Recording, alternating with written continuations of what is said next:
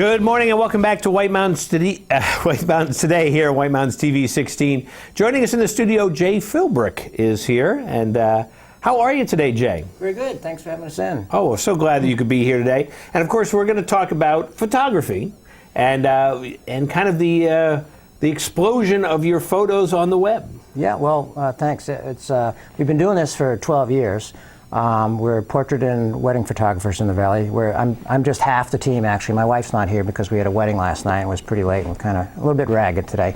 But we've been doing this for a long time, but just recently, I guess, the world's discovered some of the work we've been doing on the side of the cliffs and whatnot, and some of the other more unique photography that we do. Yeah. And so, yeah, it went viral, which everybody talks about when they post a picture and it gets 200 likes. Oh, it went viral, you know. But to really have it happen, it was a pretty crazy experience, and it was actually a lot of work. And I've had to hire a U.S. agent, European or worldwide agent, and things like that, just to take care of all the inquiries and requests and that's great stuff that's going on. Yeah, it's crazy. And like you were saying, you're not getting 200 likes, you're getting 200,000 likes. Just on like one page. Yeah. Yeah. And so we're gonna, as we're talking, there'll be photos that will show up on the screen, and we'll talk about some of those photos. But so let's talk about your style and your process. Well, we're sort of known for our unique portraiture in both weddings and our portrait photography. So we will often take a client and look for, and for instance, here's a good example of one of our cliff shots, and take them and put them in an unusual situation, try to make a dramatic portrait out of it. This is a good example of a figure on a landscape, in this case sort of a vertical landscape. But we'll do it, and we use lighting and we use posing and things like that. Here's one in the ice castles over in Lincoln. And I'm just drawn to doing things like this. If we've got a ballet dancer like this one showing now, let's not just put her in the dance studio. Let's take her someplace really cool. Here's one at a lighthouse, and get them to do some of their most compelling and dramatic moves, but put them in dramatic locations. Here's one out in the desert out in Las Vegas, Red Rocks. Now, is that her veil? That's a veil that goes forever and ever. And here's one of my favorites, actually, this is a local girl, Claire Martindale, who did a wonderful job on that ledge, doing some great dance moves, and actually, maybe more impressively, doing 4 wardrobe changes on that ledge. Wow. Yeah, it was fantastic. And now, which ledge is that? That's a small ledge on the side of Cathedral Ledge here in North Conway. Yeah.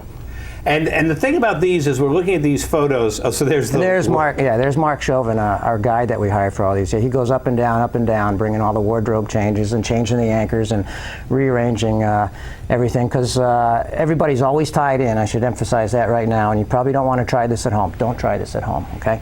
But Mark's a highly trained and certified mountain guide, trained to international standards. And I used to work for him. I was a mountain guide for 10 years. And there's a pullback shot that'll show you pretty well like how high up they are. They're about 350 feet above the valley floor.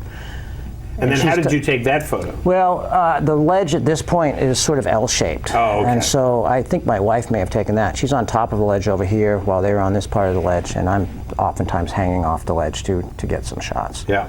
And the key to these, though, is these are not Photoshop pictures. As you said, like the one of the girl in front of the lighthouse. It could very easily be 2 photos. Yeah, yeah. No, these are all right there. We go to these locations. We hauled that girl up there.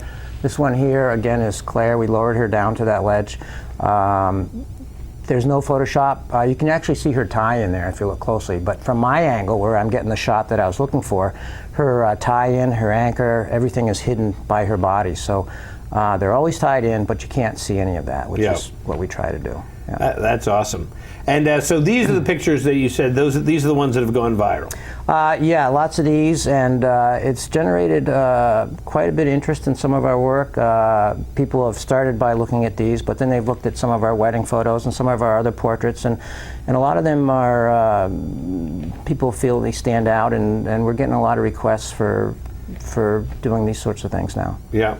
And of course, a lot of people in the Mount Washington Valley are very familiar with your photos, very definitely familiar with the wedding photos, and you just look at the opportunities you've had here to create some of these. We got lucky on that last one, the Northern Lights. I mean, we went out there, and I'd actually been out before with that bride one of our brides, and we went out on a night when it was 15 below trying to get that shot, and we never saw it. We got some pretty cool shots, but then we went again, and her husband was available at that point. We went out, and we just got there. We timed it perfectly. We got these phenomenal shots. This was taken up in Jackson, and in the distance is Mount Washington with these beautiful northern lights. That's incredible. Yeah, they lasted about 10 minutes. We got there just before they started. I mean, perfect timing. We got, like I said, we got a little lucky, and got it, and then left. We got what we wanted. It was really cool. That's very cool. Yeah. So what's coming up for you?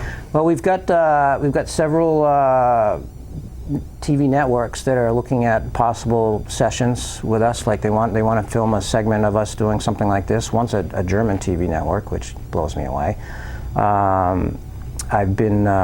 wife and I have been asked to instruct at some photography conventions and things like that. I don't know what I'm going to teach how to take pictures of brides on the side of a cliff. I don't know how much of a market there is for that, but they want us to do some stuff, and basically it's just keeping us more busy. Oh, that's great. Yeah. So what? Now that's a beautiful one. Is that the same bride and groom? That's a different bride and groom. That's the first bride and groom we did this with. We did this back in 2008, and this sort of got the whole ball rolling.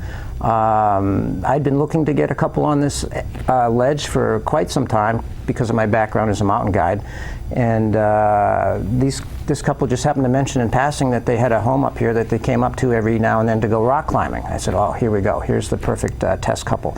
So I talked them into a day after session on the cliff, and this is I'll tell you about this in a minute. But and it went from there. Other couples came in and saw that shot, and this bride in particular, the Cliffhanger Bride, she saw that, and this was pretty funny. She sat down, and we've got a big picture of this hanging on a wall, and she looked at her husband, or husband-to-be at that point, and goes, I want to outdo those guys. And so I go, well, how are we going to outdo them? They're on the side of the cliff. So I came up with a cliffhanger shot where she's not even standing on the edge of the cliff. She's hanging onto him for dear life, which of course gave Mark, our guide, a near heart attack trying to figure out how he's going to rig the ropes and do all that. And the rigging was all done in the dark. I've got some great shots of that. But and then when sunrise came, we had it all figured out, and again, they're tied in. She's not just hanging there. There are ropes, and she's actually, to make it work, Mark had rigged up a little ladder made out of webbing that climbers use, and she's standing in that. Oh, okay. And you can't see it; it's all underneath her dress. That's awesome. Yeah. And again, it's not Photoshop. So because in this day and age, we're so used to that, and we become kind of immune to those photos. Go, oh yeah, they're just in the studio or anything else. And the other thing too is that you don't Photoshop out the webbing. You hide the webbing, and hide that. And so again, that's another unique thing, because it'd be very easy just to go in and they could have steel girders and everything else, but you're doing that. Yeah. So here's one of our guides getting ready to lower one of our brides, and it's all real. So basically, what people are seeing in these images, I love that. Look at the look in her eyes as she's going over the edge. What people are seeing in these images is what I see through my camera lens. Yeah, for the most part. That's what I try to do. And there she is going down, like, help me. Now, what'd she do with her hat and her helmet and coat at that point? Well, then Mark goes down and picks all that stuff up, puts it in a pack, and brings it up to the top, something like that. That couple, as a matter of fact, they're going down in the fog. We tried 2 times prior to this attempt that's showing now to get the shot done, and were weathered out both times, and this was the last chance they had to get it. She really wanted to get this for her thank you card. Yeah. And I said, well, the forecast is for fog. I don't know how it's going to be. They stood on that ledge in the fog. We couldn't even see them for an hour and a half. Like the classic shot from across the way that my wife can get up on top of the cliff. Couldn't even see him. It was just all white. And they stood there for an hour and a half, and the groom he wasn't very comfortable. But eventually we got one of the best shots I've got of this sort of thing is looking down on a couple, and actually that's the shot right there, and you can see the mist down below them and the colors in the fall, and that's one of my favorite shots that we ever got there. So at least they got that, but we never did get the shot from across the way. Yeah. I was like with a wide angle lens just above them to cut through some of the fog. That's great. And that came out well. So Jay, how can people get in touch with you if they want to, besides calling your publicist from Germany? Yeah, really. Contact my agent. I've always wanted to say that. Just talk to my agent. All right. We're at philbrickphoto.com on the web, and we're here in the Valley, and yeah, we're easy to find. Well, that sounds great. Well, Jay, congratulations on getting out here on the web, and so a lot of great, just a lot of fun photos, I think, is probably the best way. I mean, they're beautiful photos, Yeah. but they're also fun, and that's... Well, we have a lot of fun doing it, and that's another really big reason we do this and we don't Photoshop it, is because we don't just give our clients, great photos, but we give them a great experience. These couples that have gone over the edge are never going to forget that. Yeah, absolutely. Yeah. Well, Jay, thanks again. No, thank you. And we'll be back here in a minute on White Mountains Today.